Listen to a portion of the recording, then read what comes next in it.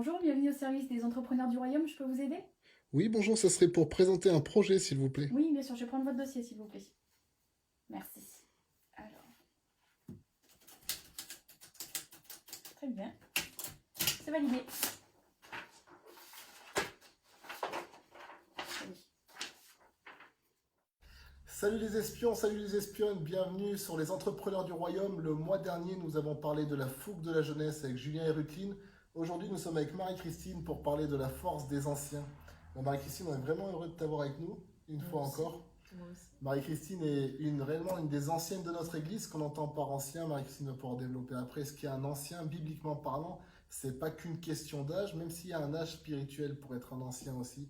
Et pour le témoignage, Marie-Christine fait partie de ces personnes qui ont été là, qui étaient des anciens lorsque moi je suis venu à l'église et dont j'ai eu la grâce et le privilège de côtoyer ces personnes-là. Bruno aussi en fait partie, vous l'avez vu dans les vidéos.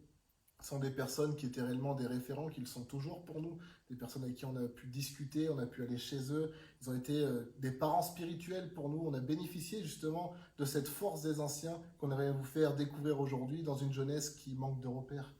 Donc Marie-Christine, bah, qu'est-ce que tu pourrais définir d'une manière assez simple, qu'est-ce qu'un ancien bibliquement parlant si on essaie d'aller dans les grands traits? Alors, je ne donnerai peut-être pas une définition complète exhaustive, mais les anciens, c'est un petit peu ceux qui ont eu une relation avec Dieu déjà depuis un certain nombre d'années, qui se sont investis sincèrement dans l'Église, qui ont été témoins de nombreuses choses, de nombreuses expériences aussi. Et ça n'atteint pas forcément le nombre des années au niveau de l'expérience, mais en tout cas, ça y contribue.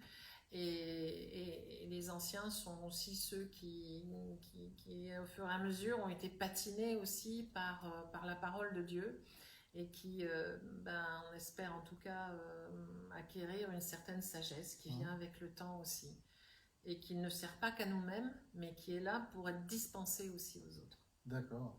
Et pour toi, qu'est-ce que serait, si on devrait donner cette expression, on parle de la fougue de la jeunesse, si on devrait dire la force de l'ancien, qu'est-ce que la force des anciens pour Tu toi? sais, j'ai envie de te parler un petit peu de la forêt. Tout à Quand on fait. regarde un peu la forêt, on voit des grands arbres et puis on voit des arbres naissants qui sont sous leurs branches. Il y a une sagesse dans la forêt qui te montre souvent que l'arbre qui est là depuis quelque temps est en protection de celui qui va grandir. Mhm. Donc, ce que les anciens peuvent apporter aussi, c'est à la fois la richesse de ce qu'ils ont appris, la protection surtout, parce qu'un arbre, on l'a vu, on le voit dans une forêt, un arbre qui naît tout seul, il ne peut pas se protéger contre le vent, contre les tempêtes, et c'est souvent le grand qui va pouvoir être là à côté avec dans une distance de sécurité, dans un périmètre suffisamment distant, parce qu'on remarque que dans la forêt, il n'y a aucun arbre normalement qui touche l'autre, et dans une forêt bien gérée. Et ce qui fait que là, la place des anciens, c'est celui qui va pouvoir apporter aussi, euh, je dirais, les mots de réconfort, l'encouragement, qui va peut-être avoir cette vision aussi sur le jeune, parce que le jeune est fougueux. Mhm. Et c'est très bien d'ailleurs, hein, il le faut, hein, dans l'animation de quelque chose de très dynamique. Et peut-être que celui qui a déjà dépassé cette étape-là va avoir plus le temps peut-être de réfléchir aussi et d'apporter sa réflexion. Alors c'est jamais, ça ne doit pas être de manière imposée ou dominante, mais c'est dans la nature et c'est dans l'essence même des êtres que nous sommes que naturellement nous avons des grands-parents, nous avons des parents et nous avons les enfants qui sont là et qui naissent et qui ont besoin d'être entourés. Alors des fois c'est une coparentalité et on peut dire un peu que les anciens sont les coparents un peu de tous les enfants spirituels qui viennent dans l'église.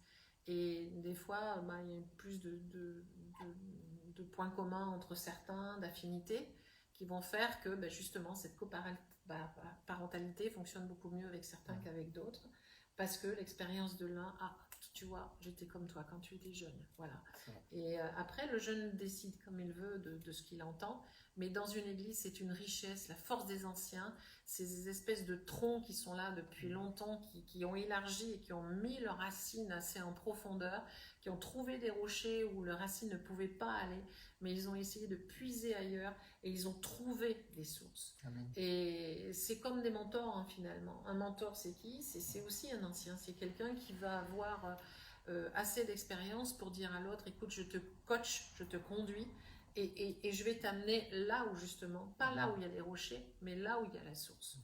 La Samaritaine disait que le puits où elle se trouvait était le puits de Jacob et que Jacob l'avait légué à son fils Joseph et que Joseph l'avait légué et que c'était arrivé jusqu'à eux.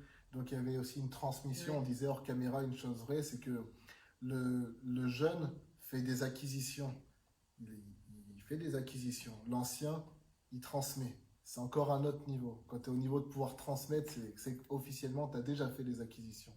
Et c'est réellement, je crois, cette force de l'ancien. La Bible déclare qu'à la fin des temps viendra le prophète Élie et que cet esprit d'Élie rassemblera le cœur des pères et des fils. Et je crois que c'est le défi de notre génération, j'aimerais dire à la jeunesse, dont nous sommes en charge actuellement, et bénéficier de cela, bénéficier des anciens, aller poser des questions. C'est pas l'ancien d'aller parler aux jeunes, c'est aux jeunes d'aller parler à l'ancien, d'aller poser les questions.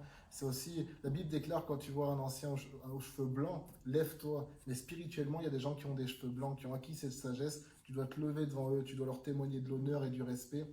Et j'encourage tous les jeunes à le faire. Vous savez que c'est quelque chose qui nous tient à cœur. Bien souvent, on nous demande, à Lydie et moi-même, de par notre âge, comment ça se fait qu'on a certains types de réflexions ou certaines avancées dans le milieu spirituel. J'aimerais te dire que ça vient en grande partie de l'honneur qu'on a pu donner aux anciens et de cette soumission, de cette humilité, de cette conscience plutôt que de l'humilité, de savoir qu'on devait apprendre d'eux. Et on a bénéficié de leur connaissance. Marie-Christine en fait partie, d'autres aussi que vous pourrez voir dans les vidéos. Et on vous invite, en tout cas avec Lydie, à faire cette même chose, à suivre notre exemple à ce niveau-là et réellement de témoigner cet honneur et d'aller puiser les richesses que Dieu a mis dans ces personnes pour nous, parce qu'ils sont là aujourd'hui. Peut-être que Dieu les enverra ailleurs. Si personne ne reçoit leur parole, Dieu les enverra ailleurs. Donc recevez leur parole pour qu'on puisse encore les garder et bénéficier de leur présence. Voilà, en tout cas, Marie-Christine, je te remercie. Tu feras un bon ancien. Ah, merci, c'est Tu gentil. fais un bon ancien déjà. J'espère le devenir au nom de Jésus-Christ. Parce que tu es un ancien pour plus jeune que toi aussi. C'est vrai. Eh oui, eh oui. C'est vrai, j'essaie d'y travailler. En tout cas, soyez bénis les espions. On se retrouve bientôt pour un nouvel épisode des Entrepreneurs du Royaume. À bientôt.